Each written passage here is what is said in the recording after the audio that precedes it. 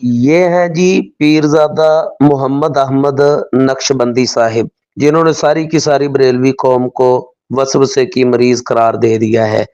نہیں یقین آتا تو آپ خود سن لیں۔ تو بعض احباب ہوتے ہیں وسوسوں کا شکار، ان کے دل کی تسلی تشفی نہیں ہوتی، تو یہ علماء نے وہ ان بندوں کے وسوسات کو دور کرنے کے لیے اور ان کے دل کی تشفی کے لیے ان کو یہ طریقہ کار بتایا ہے، یعنی یہ صرف ان کو ایک طریقہ بتایا گیا، یہ کوئی فرض واجب یا سنت نہیں ہے۔ تو پیر صاحب کے اس کلام سے تین باتیں ثابت ہوئیں۔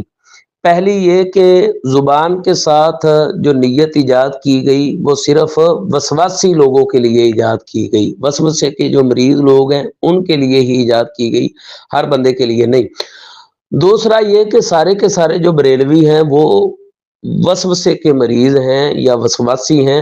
کیونکہ ان کے عوام میں سے ایک بندہ بھی ایسا نہیں ہے جو دل کی نیت کو ہی کافی سمجھتا ہو، بلکہ ہر ایک زبان کے ساتھ نیت کرنے کو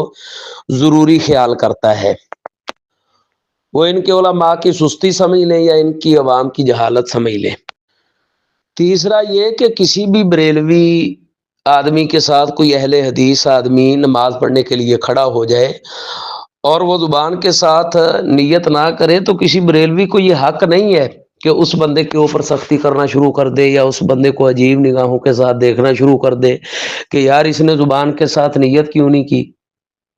آپ تو اس وجہ سے کر رہے ہیں کہ آپ وسواسی آدمی ہیں، وسوسے کے مریض ہیں، اور آپ کے ساتھ جو کھڑا ہوا ہے جس نے دل کے ساتھ نیت کی ہے، زبان کے ساتھ نیت نہیں کی، تو یہ سلیم الفطرت آدمی ہے، اس نے اس لیے زبان کے ساتھ نیت نہیں کی، اور آپ نے زبان کے ساتھ نیت